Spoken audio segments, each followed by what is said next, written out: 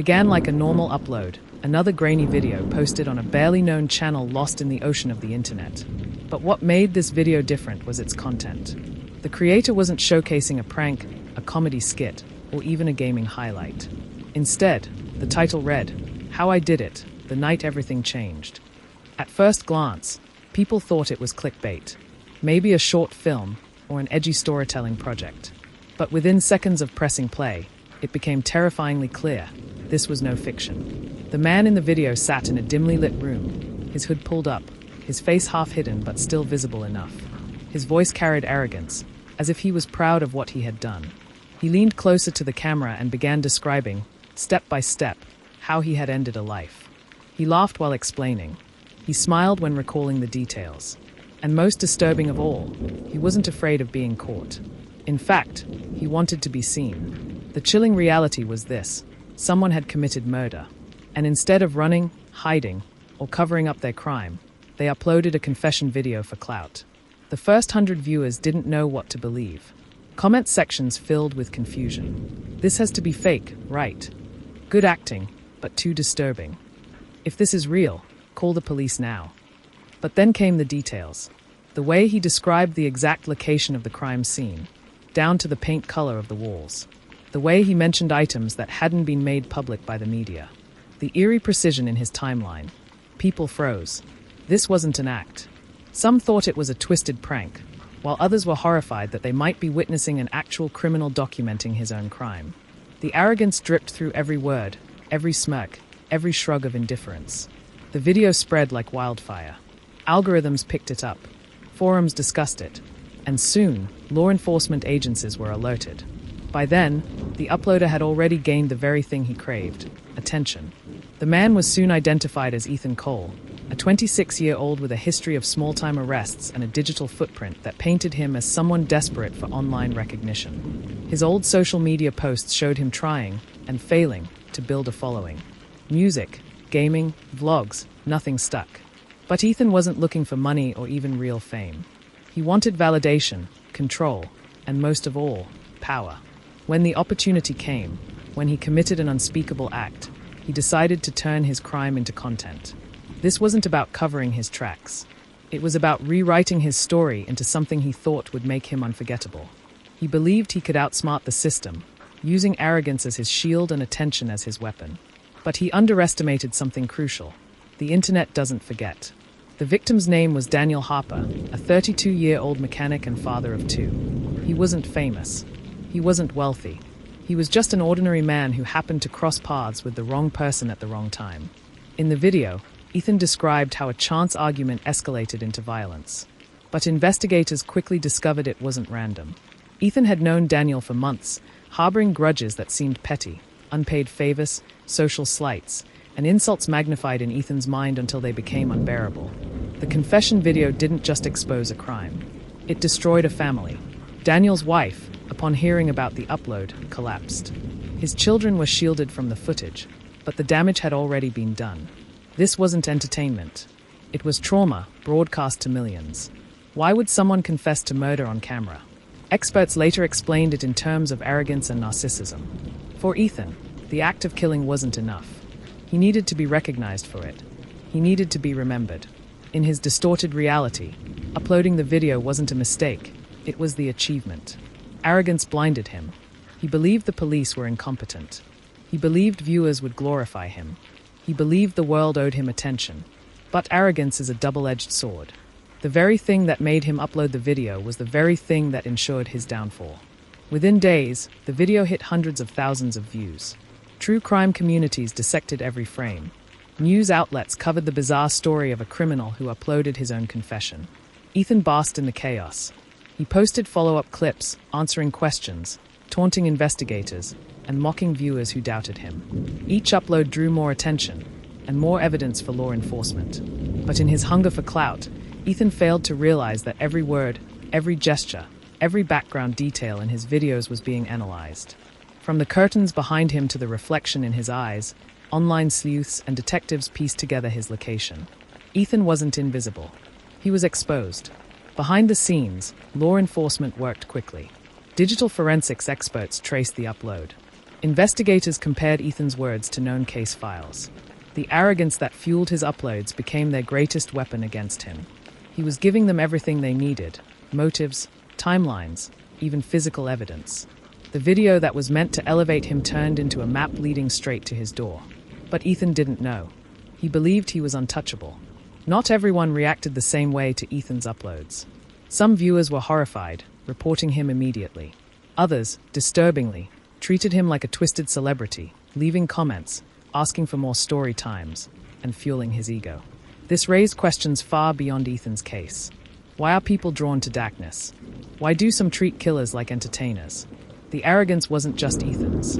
It was reflected in the culture of clicks, clout, and obsession with viral fame. And Ethan, blinded by arrogance, believed his fans proved he had finally won. But time was running out. Every criminal makes mistakes. For Ethan, it wasn't the confession itself, it was the details around it. In one video, viewers noticed the faint sound of a train horn in the background. In another, the pattern of the wallpaper behind him matched photos from a rental property listing. One frame even caught the corner of a street sign reflected in a window. Piece by piece, the internet mapped out his location. What he thought was control was really exposure. What he thought was power was really weakness.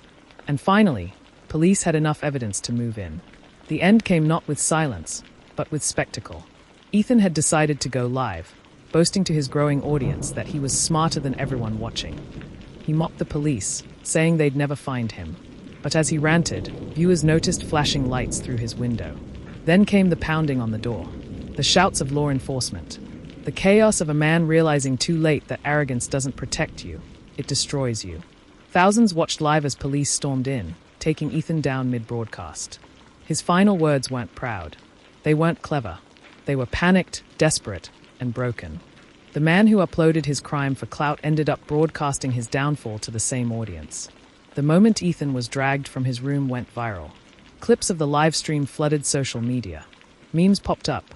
News stations looped the footage, narrating how a killer's arrogance had led to one of the most public arrests in recent history. But behind the spectacle was pain. For Daniel Harper's family, watching the man who destroyed their lives become a trending topic was unbearable. While strangers laughed at Ethan's downfall, they mourned in silence. Ethan had wanted fame, and in a twisted way, he got it. But it wasn't the glory he imagined. Instead, he became a symbol of arrogance, foolishness, and the destructive power of clout chasing. Inside interrogation rooms, Ethan was a different man. Gone was the smug grin. Gone was the confidence. At first, he tried to keep up his persona, calling the police slow and easy to play. But when detectives placed transcripts of his own videos on the table, detailing every step of his crime in his own words, his mask slipped. He had confessed too much. He had tied himself too tightly to the crime. His arrogance had destroyed any chance of defense. And yet, in a twisted way, Ethan still enjoyed the spotlight. He asked detectives if his videos were breaking records. He wanted to know how many people had watched. Even in chains, his hunger for clout remained. When Ethan's case finally went to court, the courtroom was packed. Journalists, bloggers, and true crime enthusiasts filled the seats, while millions more tuned in online. The prosecution had a unique advantage. Their star witness wasn't a person, but Ethan himself. Every video, every live stream, every arrogant boast became evidence. His confession wasn't whispered in private, it was broadcast to the world. The defense struggled. How do you protect a man who put his crime on YouTube? They claimed it was performance art, a staged persona. But the facts, the victim, the timeline, the forensic matches, destroyed that argument. The arrogance that once made Ethan feel powerful now served as the prosecution's greatest weapon. One of the most emotional moments of the trial came when Daniel Harper's wife took the stand. With tears streaming down her face, she described the night she lost her husband, the confusion of not knowing why, and the horror of later realizing his death was being mocked online. The jury sat in silence. Even hardened journalists admitted they felt their stomachs turn. This wasn't just a case about arrogance. It was about cruelty, about the unimaginable pain inflicted on a family, not only by the crime itself, but by the arrogance of broadcasting it for clout. Against his lawyer's advice, Ethan insisted on testifying. He believed he could control the narrative. Taking the stand, he smirked at the jury, speaking as though they were his audience. He referred to his crime as content. He described his uploads as art. At one point, he even said, "If I had the chance, I'd probably film it better next time." Gasps filled the courtroom. His lawyer buried his face in his hands.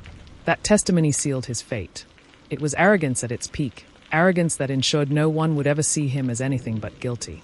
After weeks of testimony, evidence, and replaying the very videos Ethan uploaded, the jury reached a verdict. Guilty. The word echoed through the courtroom. Daniel's family held each other tightly. Ethan, for the first time, looked pale. His arrogance had carried him through uploads, through interrogation, and even through trial. But now, staring at the reality of life in prison, the mask cracked. The clout he had chased was gone. The fame he wanted had turned to infamy. And the man who once bragged about being untouchable realized he was anything but. When the judge delivered Ethan's sentence, life without parole, the courtroom erupted in emotion. Some cheered. Others cried. For Daniel's family, it was a bittersweet moment. Justice had been served, but no sentence could bring him back. Ethan stared forward, expressionless, as though still in denial. But inside, fear began to take hold. The prison walls weren't a YouTube stage. The inmates weren't fans. And arrogance didn't grant protection there. For the first time in his life, Ethan was silenced. Though Ethan was locked away, his videos lived on. Most were removed by platforms, but copies spread across the internet. True crime channels, podcasts, and documentaries dissected them. The disturbing question remained: why do we watch? Some say it's curiosity. Others say it's the chilling fascination with seeing evil expose itself. But the case also forced platforms to confront their responsibility. How had a confession video stayed online long enough to traumatize millions? Ethan's arrogance created a ripple effect that changed not only one family's life, but also the way the internet polices itself. Reports from inside prison painted a bleak picture. Ethan, once arrogant and smug, now kept to himself. The very attention he craved had made him a target. Inmates mocked him for being the man who snitched on himself. Guards referred to him as YouTube. The arrogance had vanished, replaced by paranoia. He no longer laughed. He no longer smirked. His fame had followed him inside, but not in the way he wanted. Ethan had become a cautionary tale, even behind bars. The story of Ethan Cole isn't just about one man's crime. It's about arrogance, clout, and the dangers of a culture that sometimes rewards the worst behavior with attention. A man murdered another and turned it into content. But arrogance doesn't grant immunity. It only accelerates destruction. Daniel Harper's family will forever carry the scars of loss. Ethan will spend the rest of his life behind bars, remembered not as a genius or an influencer, but as a man whose arrogance turned him into his own undoing. And for all of us watching, the message is clear. The pursuit of clout can cost everything: your freedom, your humanity, and even your soul.